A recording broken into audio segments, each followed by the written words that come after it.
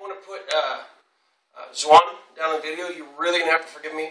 Last week I made a video where I said I was out in the rain and the cold, and well, I am now sick from that.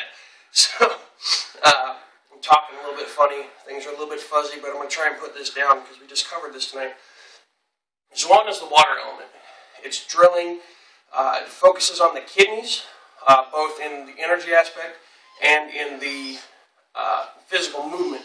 It both gives kind of a little bit of a massage.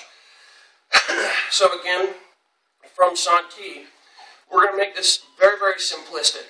So we're not going to fancy that with big swirls or anything like that. Some of the middle movements you see at some of the schools, we're going to go very simple.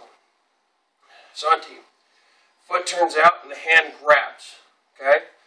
As I reach my middle point, see how my hands are crossed? This is halfway through its movement, and this is halfway through its pull. Mid, and then out. The big thing to do with this is when you pull to get this hand out of the way, because when this starts, it goes on a straight line. It goes here, here, with an even spiral the whole way out. You don't want to start here and then turn at the very, very end. It's too much movement, especially when you're hitting something. There's too much chance you're going to twist your wrist. Not that you won't do it, you'll be fine in practice, but if you actually hit something, you have that chance. And I know, because I've done that to myself, I'll pull my wrist when I hit something. So foot turns out, hand grabs, halfway point, out. So if I come back, and this is obviously doing it soft. Okay? And that's great. But when we want to start amping it up a little bit, conventional wisdom would be, well, I punch harder with this hand, right? No, we don't want to do that. Because that literally makes your punch as strong as your arm is. And for a lot of people, myself included, we could always be stronger in our arms. And if we're trying to put our bicep and tricep strength against someone else's body or against a punching bag, we're not going to get the effect we're looking for. So, when we're here, we amp this up, we get more power by pulling. Just like all the elements, the juice comes from this pull-back movement. That's where all the power is in all the elements, is on the returning hand. That's what accelerates the front hand. So, when this locks, I'm pulling, and that's what throws it forward.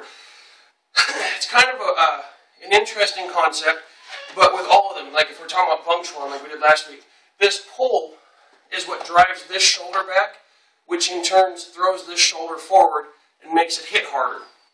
I know a lot of people know that, but it's an interesting fact. So, same as with some of the gripping exercises we've done, when your hand is down, keep your elbow down, because that brings your lats into play, makes your arm more stable. Obviously, we're not looking for a full flexion, but we do want to have, lock the arm into the body, make it a solid unit. Again, I have to apologize, it's kind of, I'm a little fuzzy.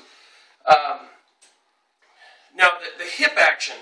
The hip action on this is unique, and you don't see this in a lot of other ones, and not a lot of people point this out, but the point should be made. This is almost like a swinging door, and I'll show you a couple different variations and hope you can pick it up. When I'm going to step, this hip kind of wants to stay in place, like this is my door, the door frame, and here are my hinges. This one swings around it, and obviously I don't want my foot to do this. It's not a straight line, but if you see how my hip moves, it goes 45 forward. That is the unique hip action. And yeah, that wasn't very refined. I was trying to make it as big as possible. I noticed this most when I was in China. The water that I learned there, the Zuan, was a big movement here. And I really got to see how much the hips move. Now, that's not personally the variation I use now, but it made a really good point to me. So you want this to be like a swinging door, which it looks similar in stepwise to Bung Chuan, to some of the different versions I showed. It looks like the same step, but the hip action is totally different. Whereas in Bung Chuan, no matter what you're doing, your spine is staying straight up and down, And you see how it's just kind of moving forward and twisting, versus this one is actually stepping forward. So that's the basic for it. Again, grip, midpoint, end. Grip, midpoint, end. I know it's not perfect. You know, if you got a problem with that, I'll live. Anyways, thank you very much. I hope that helps.